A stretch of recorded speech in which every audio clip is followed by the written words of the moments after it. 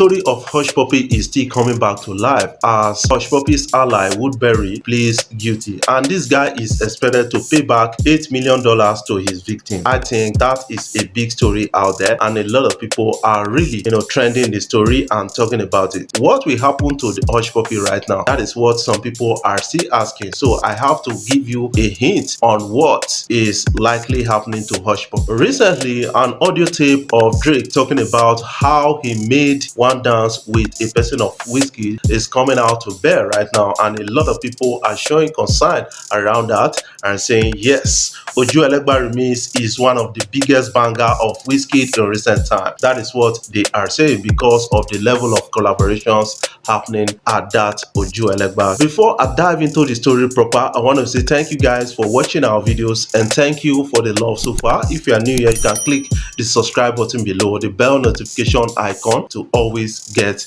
notifications each time we upload our video. At a recent interview, BBC Extra, or somebody that is a person of P Prime, a producer, came out to speak on Fireboy's Bandana. I think that is a big banger out there, and this guy happens to produce one of the biggest songs of Fireboy, and he spoke about that. You need to understand that we have some crazy mad producers in the industry, young and talented at the same time. That is a big story, that is a big news right now. Let's listen to him. That night, I think we worked on about like 5 songs that night, and Bandana actually happened to be one of those songs. And fast forward to 2022, and Fireboy was like, oh, we need to finish this record up because he wrote his own part already, was done. I was like, yo, it wasn't, it needed something, he felt it was missing.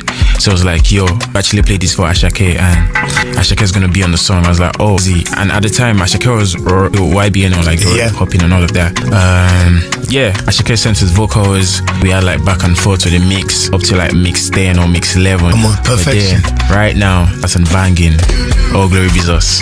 Well, without wasting any time, Tekashi 69 is now in Uganda, and this guy loves sharing money everywhere he goes. He was seen sharing $100 bills each to kids in Uganda. That is a good gesture, and that is like sharing about 75,000 naira each to a person. Let's watch the video. Tems is coming out to shock us with a new announcement, and somebody came out to say, you know what, the OGs in Nigerian music industry still refuse to give Tems her due. They shouldn't worry, her album will shock them. That is what it is right now. I think Tems dropping an album that is going to be a big scale album because of the level of interaction Tems has gotten to. He's one of the most recent artists that has transited from the local scene to the international scene without an effort. She was able to make a Grammy award. That is a big one for Tems at that. And this time around, the management and a lot of persons are really saying we got something coming, and a lot of people in the industry are going to be shocked by this marvelous work. Guys, what are your own takes about Tems? I need that in the comment section so that we can talk about it further, because a lot of people are really talking right now saying that Tems is going to bomb us with her recent album. I think she is the biggest female artist in Nigeria based on records she is setting right now. That is what I believe about the whole industry. Drake recently talked about how he made one dance with a person of whiskey. That audio is really flying around the social media. I think you need to catch a glimpse so that you get to understand the big thing. And Whiskey has worked on a song called Oju Elegba to make a remix out of it, and people are waiting for that to be promoted to them. Internet crime right now, I think the biggest scammer in Nigeria remains Hushpuppi based on the scale of scamming. That is what a lot of people are saying, but you need to understand that most politicians are just like Hushpuppi. That is one thing I understand from the NDDC, and a lot of kind of crisis in Nigeria, a lot of scamming, a lot of money looting and the rest. They are looting more than Hushpuppi. That is what the interesting story is all about. Right now, we got a big story coming in. Hushpuppi's ally Woodberry pleads guilty to internet fraud, agrees to pay $8 million to victims and forfeit his assets. That is like, starting from point zero again after being ahead.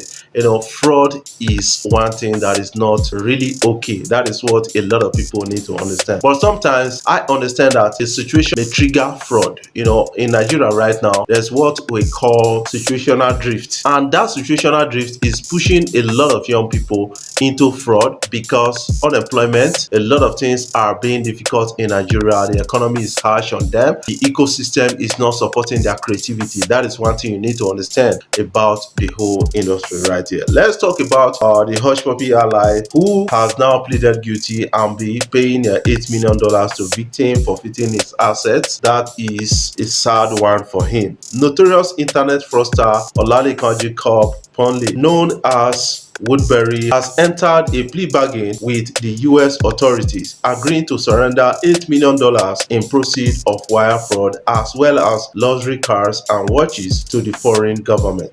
Mr. Woodberry, who loved to flaunt his lavish lifestyle on Instagram, at first pleaded not guilty to the 8-count fraud charge brought against him for engaging in a scheme known as business email compromise (BEC). However, a plea declaration submitted at the United States District Court of the North District of Illinois Eastern Division on April 6 revealed Woodberry had a rethink. Is now pleading guilty to count 1 of the indictments. That is what the big story is all about. The interesting story about this thing is that when you plead guilty on this, a lot of counts will be made also, and you'll be pressured to plead more guilty on this. Hushpuppi has been sentenced to some years imprisonment, and this guy already served some years. And now a lot of people are saying, what will be the story of Hushpuppi when he finally leaves jail? According to a recent report we had, Hushpuppi remains the best toilet washer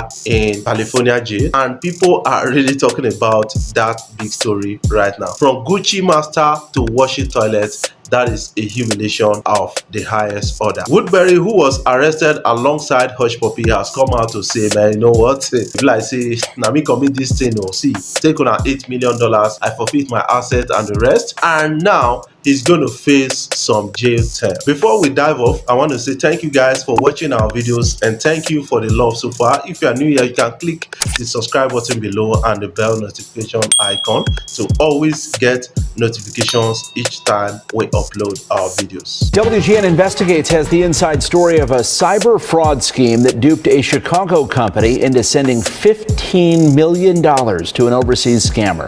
But federal prosecutors say the scam was much larger and more lucrative than that. If you've ever wondered whether the long arm of the law is long enough to find, apprehend, and charge a cyber scam that originated overseas, in this case, the answer is yes. Meet Olalekan Ponle. Sources pointed us to his Instagram feed, which looks like lifestyles of the rich and famous. Fancy clothes, fast cars, a freewheeling lifestyle. Federal prosecutors say Ponle is behind a fraud scheme worth more than $50 million.